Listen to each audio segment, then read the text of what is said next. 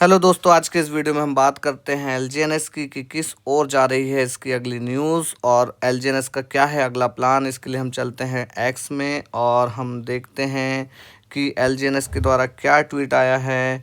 और हम देखते हैं नीचे, इन्होंने आज बहुत ही प्यारा ट्वीट किया है दोस्तों, और ये रहा पूरा। तो इसका मैं आप लोगों को हिंदी में अनुवाद करके बताऊंगा। पहले मैं इंग्लिश में पढ़ूं और फिर हिंदी में हो तो समय ज़्यादा लग जाएगा, इसलिए मैंने इसका ऑलरेडी ट्रांसलेट करके रखा हुआ है। तो हम चलते हैं सीधे कि क्या है the final filter, the cost of a slice of pizza. तो यहाँ पे मैंने चैट जीपीटी में इस सारे ट्रांसलेट करके रखे हैं पहले से।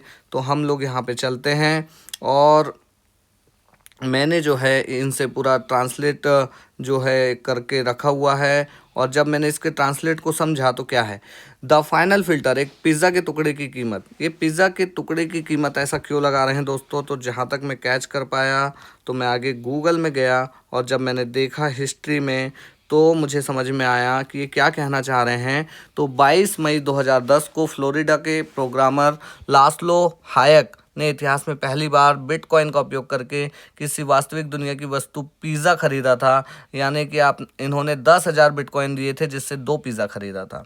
मतलब कि कहीं ना कहीं ये जो है एलजीएनएस की टीम है ये बताना चाह रही है कि आज आप आपके एलजीएनएस को बेचकर आप कहीं ना कहीं आगे वाले समय में बहुत बड़ी कीमत को चुकाने जा रहे हैं।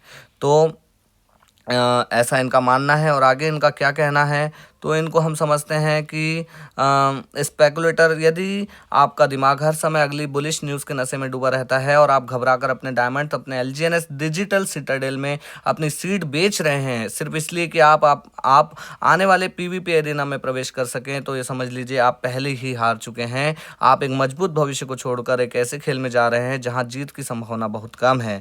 पीवीपी का भ्रम, आप इसे मौका कहते हैं, हम इसे द ग्रेट फिल्टर कहते हैं। या पीवीपी एरिना इस तरह का बनाया गया है कि अधीर लोगों की पूंजी धीरे धीरे धैर्य रखने वाले लोगों के पास चली जाएगी और आप खुद को शिकारी समझते हैं, लेकिन असल में आप उस सिस्टम का हिस्सा बन जाते हैं जहां ज़्यादातर लोग हार जाते हैं। आपने एक मजबूत और स्थिर रास्ते को छोड़कर अनिश्चितता का खेल चुन लिया है। यानी कि दोस्तों इनका कहीं ना कहीं कहना है, कहीं ना कहीं इनका मानना है कि ये जो लोग ट्रेडिंग में इस मंशा से आ रहे हैं कि कल इसका प्राइस बढ़ जाएगा और वो बेच के ज़्यादा प्रॉफिट कमा लेंगे, तो ये गेम उन लोगों के लिए नहीं है। ये कंपाउंडिंग का गेम है। और यहाँ पे आप लोगों को पता होगा कि जिन लोगों का पैसा डला हुआ है वो बहुत अच्छे से जानते हैं कि यहाँ पे कंपाउंडिंग किस प्रकार की होती है।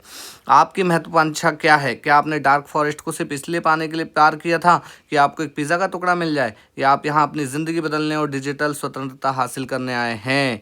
स्पेकुलेटर छोटे छोटे फ़ायदे के पीछे भागते हैं और अंत में खाली रह जाते हैं, लेकिन समझदार लोग जानते हैं कि समय ही असली निर्णय करता है और दृढ़ विश्वास ही सबसे बड़ी ताकत है।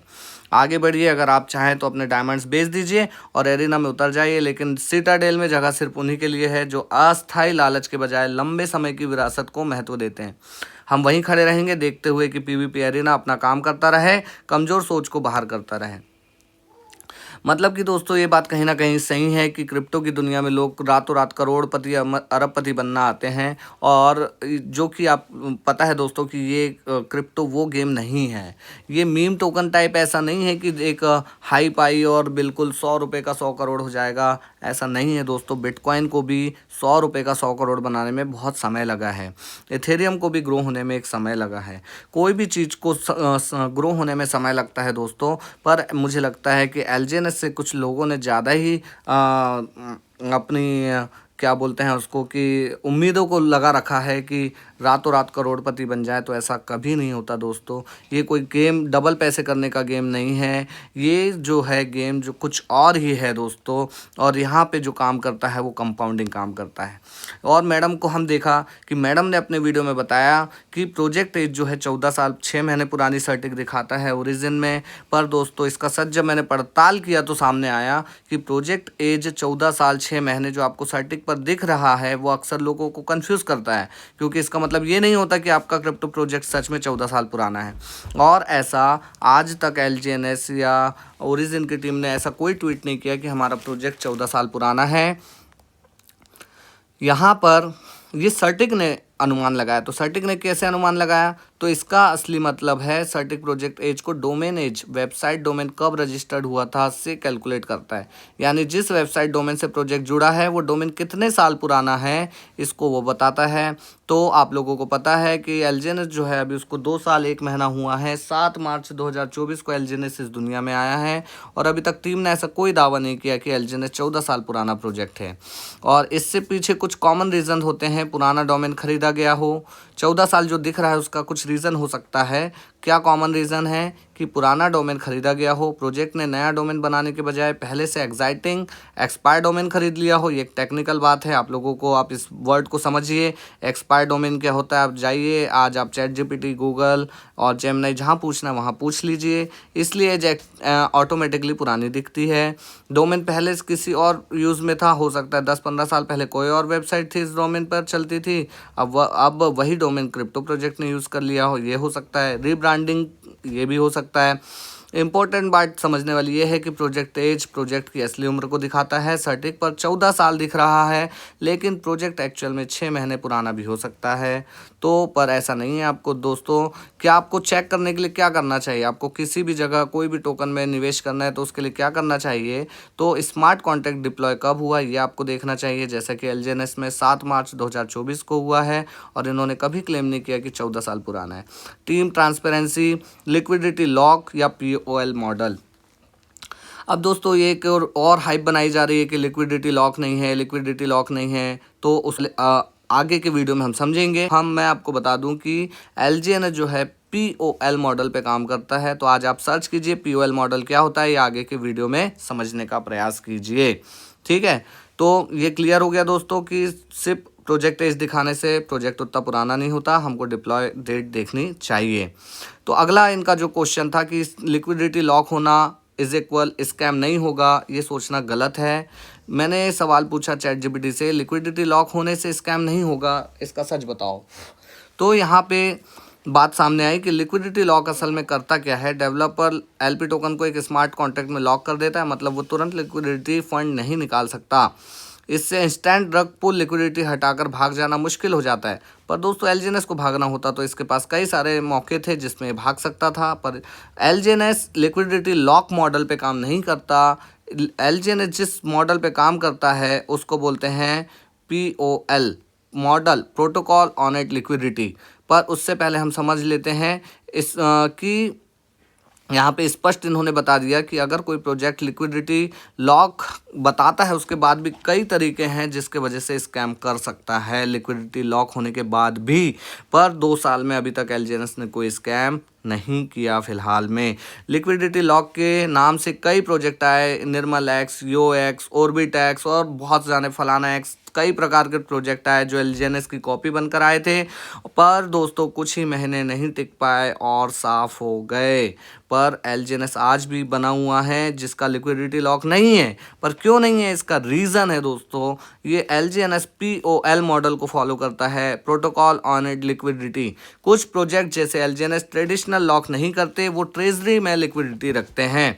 और यहाँ पे एआई मैडम पूछती हैं कि अगर इनकी लिक्विडिटी इतनी स्ट्रांग है तो वो पता क्यों नहीं चल रही है। तो मैडम उसके लिए मैं आपके लिए एक सवाल छोड़ता हूँ कि मैं बताना चाहूँ तो 1 सेकंड में बता सकता हूँ और सारे स्मार्ट कॉन्ट्रैक्ट बता सकता हूँ ट्रेजरी के। पर मैं आपसे, अगर आपको इतना ही डाटा का नॉलेज है तो आप ढूंढिए उन स्मार्ट कॉन्ट्रैक्ट को और 2-3 दिन के अंदर लोगों को बता दीजिए कि इनकी लिक्विडिटी किस ट्रेजरी में रखी हुई है।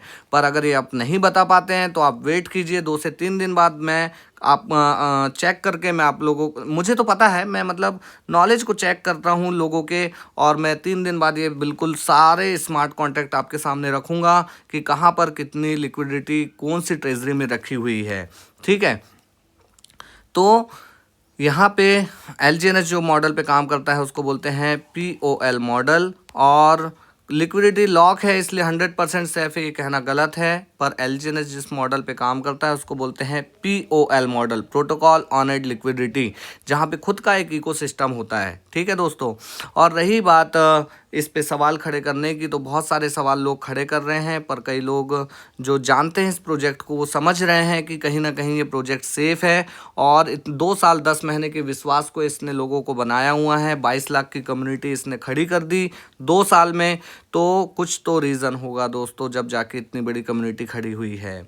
और एक इमोशनली मैसेज आना कि हमारे पैसे बर्बाद हो रहे हैं, ये हो रहे हैं, वो हो रहे हैं, तो बिना अगर आप लोग दोस्तों इन्वेस्टिगेशन करें, बिना सीखे अगर किसी प्रोजेक्ट में या किसी क्रिप्टो में पैसा डालेंगे तो लॉस 100% तय है। तो मेरी बिल्कुल ये आपको एडवाइस है कि बिना सीखे किसी भी प्रोजेक्ट में पैसा ना डालिए। आप पहले उसका 100% नहीं तो कम से कम 50% तो नॉलेज ले लीजिए, उसके बाद उसमें पैसा डालिए। और मेरे कहने पे बिल्कुल मत डालिए। और मैं तो कहता हूँ LGNS से सभी लोग पूरा अपना विड्रॉल कर लें।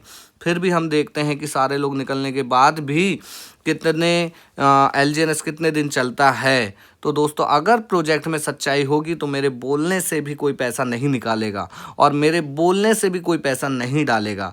लोग समझदार हैं, जो लोग कमा रहे हैं वो जानते हैं, और जो लोगों को लॉस हुआ है उनकी कहीं ना कहीं गलती की वजह से वो उनको लॉस हुआ है, तो उनको और सीखने की ज़रूरत है। पर दोस्तों हम इस चैनल के माध्यम से आपके सामने एकदम सही सही बातों को हम लेके आते रहेंगे, और क्रिप्टो के बारे में हम बहुत कुछ सीखेंगे इस चैनल पर आगे के वीडियो में। तो जो लोगों को यहाँ पे बोलते हैं कि LGNS ऐसा है वैसा है, दोस्तों एक इकोसिस्टम डेवलप हो रहा है। और जो एनओबी ब्लॉकचेन क्लेम कर रही है, जिस टेक्नोलॉजी की वो बात कर रही है, उसको डेवलप होने में कुछ तो समय लगेगा दोस्तों। पर आपको आज की एक खुशखबरी बता दूं मैं कि LGNS ने अपना खुद का एक डिसेंट्रलाइज एक्सचेंज को लॉन्च कर दिया है। उसको हम कल के वीडियो में जानेंगे कि क्या है वो मॉडल और कैसे काम करेगा। और आप लोगों को पता है कि कोई भी ब्लॉकचेन में आगे चलने के लिए एक खुद का डिसेंट्रलाइज एक्सचेंज होना बहुत ज़रूरी है। जैसे कि पॉलीगॉन पे क्विक स्वैप है और सुशी स्वैप है, और भी जो कि पैनकेक स्वैप जो कि BNB पे है। ऐसे डेक्स या डिसेंट्रलाइज एक्सचेंज का होना बहुत ज़रूरी होता है।